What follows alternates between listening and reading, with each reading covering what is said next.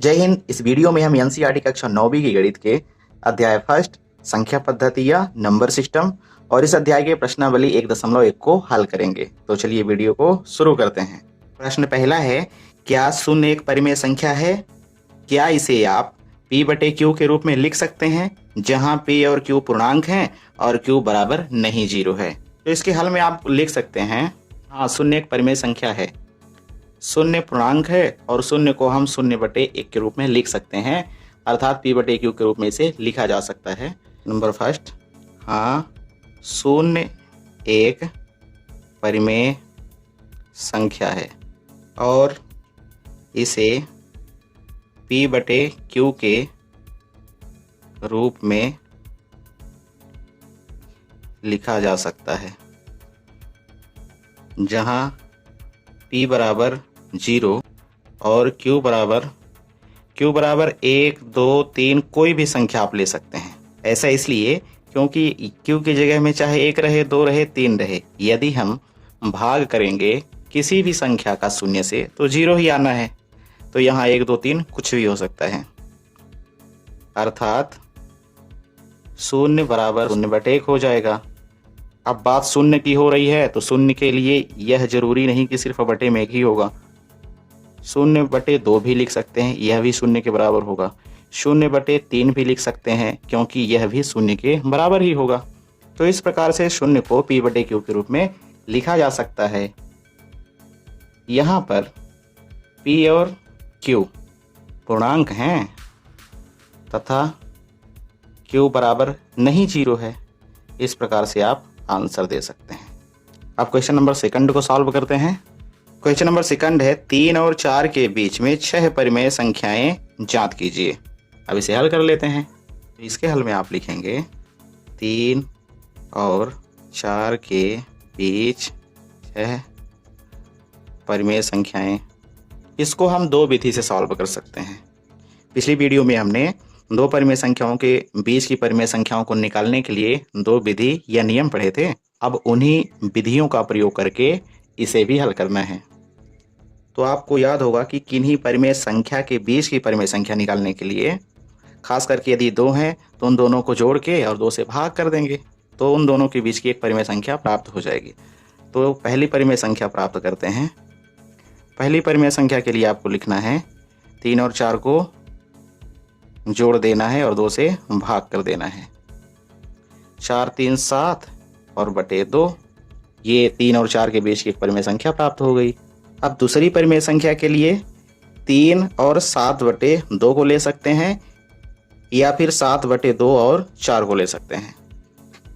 Same to same जैसा हमने पहली परिमेय संख्या को ज्ञात किया है, इसी प्रकार से इनके बीच की परिमेय संख्या भी हम ज्ञात करेंगे। तो 3 + 7/2 कर लेना है। थोड़ा कैलकुलेशन लंबा हो जाएगा और इसे आसान बनाने के लिए हम 7/2 को लिख सकते हैं 3.5। 7/2 यानी कि 7 का आधा 3.5 होता है। 3.5 भी एक परिमेय संख्या ही है, क्योंकि यदि हम दशमलव को यहाँ से हटा दें तो बटे में 10 आ जाएगा। तो यह 35/10 एक परिमेय संख्या है। तो 7/2 को हम इस प्रकार लिख सकते हैं। अब जोड़ना थोड़ा आसान हो जाएगा। देखिए कैसे, 3 और 3.5 के बीच की परिमेय संख्या ज्ञात करते हैं तो यह दूसरी हो जाएगी।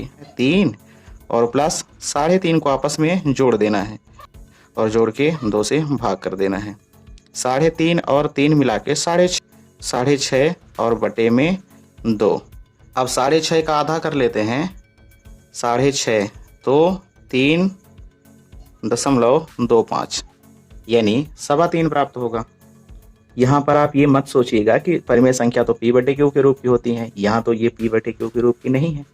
पर आप याद कीजिए, पूर्णांक भी तो परिमेय संख्या ही है। 3 और 4 को यहाँ पर परिमेय संख्या ही बोला जा रहा है। तो इसी प्रकार से इसे भी हम p/q के रूप में लिख सकते हैं। चलिए तीसरी परिमेय संख्या ज्ञात करते हैं। तीसरी परिमेय संख्या के लिए अब हम 3 और 3.25 के बीच की परिमेय संख्या को निकालेंगे। तो 3 + 3.25 यानी कि 3.25 बटे 2 कर देना है और इनको आपस में जोड़ लेना है। तो 3 और 3 6, 6.25 आ गया। अब 6.25 का हमें आधा कर लेना है। तो 6.25 का आधा होगा 2 तिहाई 6, 3 और 0.5 और इसको 250 मान लेते हैं। 250 का आधा 125, यानी कि 6.25 का आधा हो जाएगा 3.125। चौथी के लिए भी आप यही करेंगे। चौथी के लिए आप ले सकते हैं यही जो नंबर प्राप्त है, या फिर अन्य ले सकते हैं। इस बार हम ले रहे हैं 4 और 3.5 को, यानी 3.5 और 4 के बीच की परिमेय संख्या को निकालते हैं। तो बटे 2 और बराबर हो जाएगा 4 3 7 7.5। 7.5 बटे 2। अब 7.5 का आधा क्या हो जाएगा? तो 7.5 का आधा होगा 3.5 और ये यानी कि 3.75।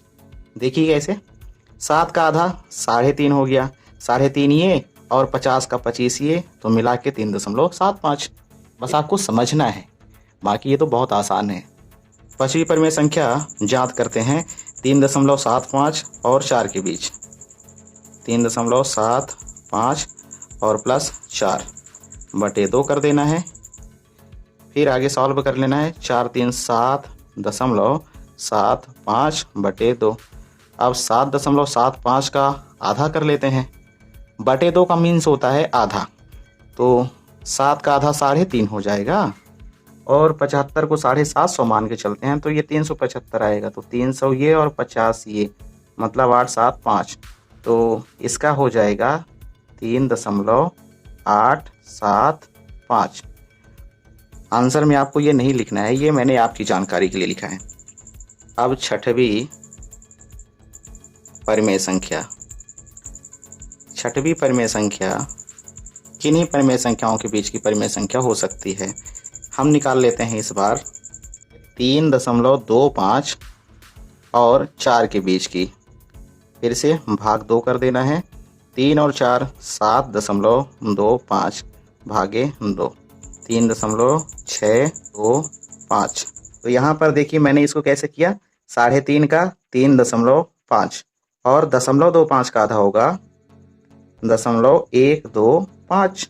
इनको जोड़ देना है, आंसर आ जाएगा। तो देखिए 5 और ये 2 उतर आया, 5 1 6.3। तो इस प्रकार से हमने इसको सॉल्व किया है, आप देख सकते हैं। और खाली देखना नहीं है, समझने की कोशिश करना है। मैं आपको विभिन्न तरीके बताऊंगा इन प्रश्नों को सॉल्व करने के, तो आपको ध्यानपूर्वक समझते चलना है। वीडियो थोड़ा लंबी हो जाएगी पर कोई बात नहीं, अगर किसी चीज़ को समझना है तो थोड़ा समय तो देना पड़ेगा आपको। अब यहाँ आपको 3 और 4 के बीच की 6 परिमेय संख्याएं प्राप्त हो चुकी हैं, तो इन्हें आप नीचे लिख सकते हैं। अतः 3 और 4 के बीच की परिमेय संख्याएं निम्नलिखित हैं। 3.5। अब मेरे पास इधर नीचे लिखने की जगह नहीं है। 3.5 को आप 35/10 भी लिख सकते हैं। दूसरी 3.25, इसको 325/100 लिख सकते हैं। फिर 3.125, इसको 3125/1000 लिख सकते हैं।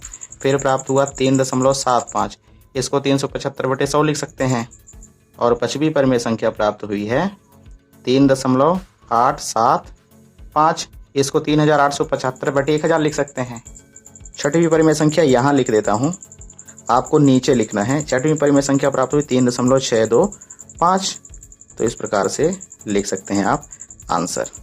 इसको आपको नीचे लिखना है, मेरे पास इधर जगह नहीं बची इसलिए मैंने यहाँ पर लिखा।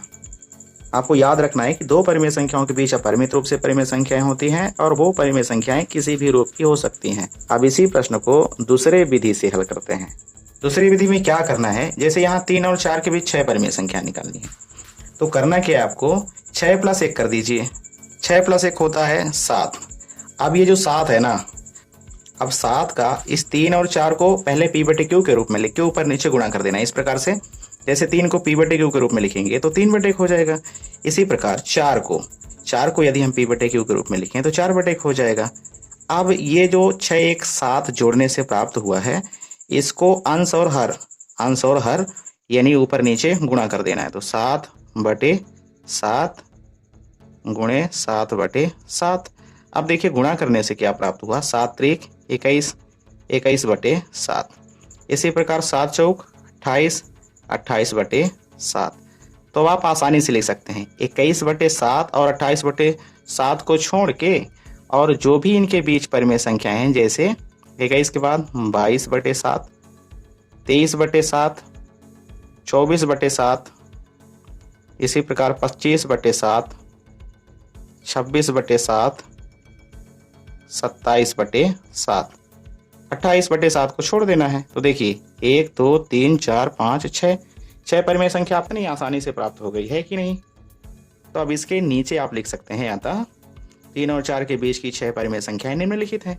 22/7, 23 जैसा हमने इसके नीचे अभी आंसर में लिखा था उसी प्रकार आपको लिख लेना है। तो आप लिख सकते हैं, अतः 3 और 4 के बीच की 6 परिमेय संख्याएं निम्नलिखित हैं।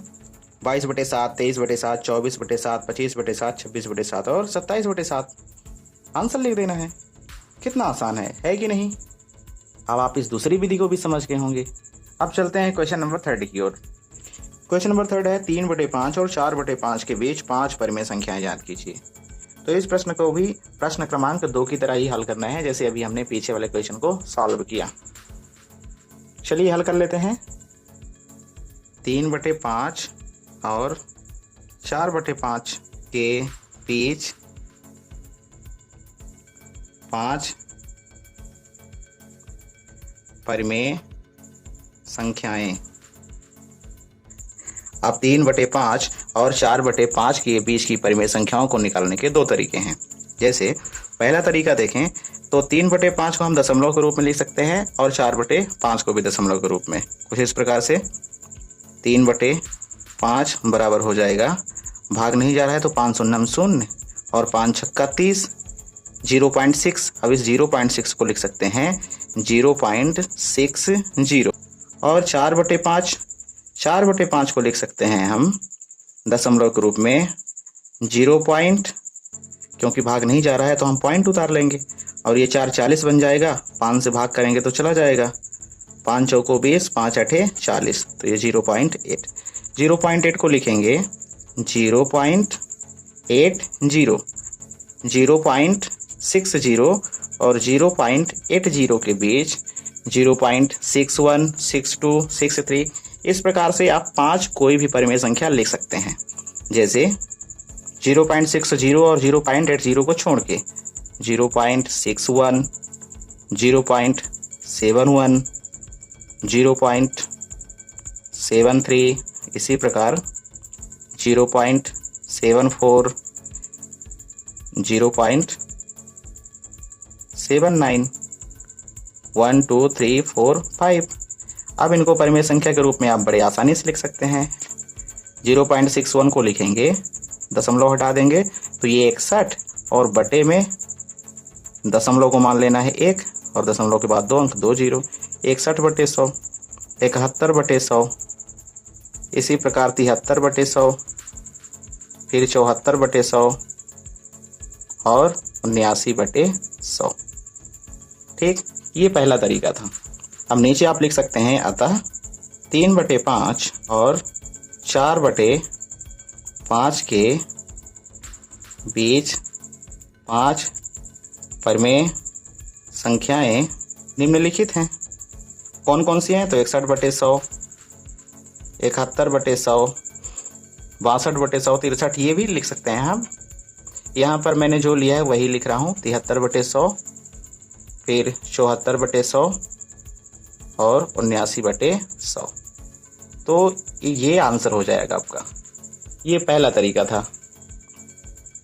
अब यदि इसी प्रश्न को हम दूसरे विधि से हल करें तो यहाँ पर 5 परिमेय संख्याएं पूछा जा रहा है, तो 5 + 1 करके 6 लिख लेना है आपको। और 3/5 और 4/5 में 6 का ऊपर नीचे यानी अंश और हर में गुणा कर देना है। देखिए गुणा करने से आपको प्राप्त होगा 6 × 18 और 6 × 5 = 30, 4 × 6 = 24 और बटे में 6 × 5 = 30। तो 18/30 और 24/30 को छोड़ करके आप इनके बीच की परिमेय संख्या लिख सकते हैं। तो वे परिमेय संख्या, इनके बीच की परिमेय संख्या हो जाएंगी 19/30, 20/30, 21/30, 22/30, 23/30, 1 2 3 4 5 5 परिमेय संख्या आपको प्राप्त हो गई। तो अब इसके नीचे लिख सकते हैं, अतः 3/5 और 4/5 के बीच 5 परिमेय संख्याएं निम्नलिखित हैं। 19/30, 20/30, 21/30, 22/30 और 23/30। तो इस प्रकार से भी आप आंसर दे सकते हैं। अब क्वेश्चन नंबर 4 है, नीचे दिए गए कथन सत्य हैं या असत्य, कारण के साथ अपने उत्तर दीजिए। नंबर फर्स्ट में दिया है, प्रत्येक प्राकृत संख्या एक पूर्ण संख्या होती है। तो यहाँ पर यह कथन सत्य होगा, क्योंकि सभी प्राकृत संख्याएं पूर्ण संख्याएं भी होती हैं। पूर्ण संख्या शुरू होती है 0 से और प्राकृत 1 से। तो बताइए, 0 के बाद तो 1 ही आता है, मतलब पूर्ण संख्या में सारी प्राकृत संख्याएं भी आ जाएंगी। तो इसके आंसर में आपको लिखना है, यह कथन सत्य है, क्योंकि सभी प्राकृत संख्याएं पूर्ण संख्याएं भी होती हैं। अब सेकंड को देख लेते हैं। सेकंड में दिया है, प्रत्येक पूर्णांक एक पूर्ण संख्या होती है। तो प्रत्येक पूर्णांक में अगर देखें तो ऋणात्मक पूर्णांक भी होते हैं जो कि पूर्ण संख्या नहीं होते हैं। तो इसके आंसर में आपको लिखना है, यह कथन असत्य है, क्योंकि ऋणात्मक पूर्णांक पूर्ण संख्या नहीं हो सकते हैं।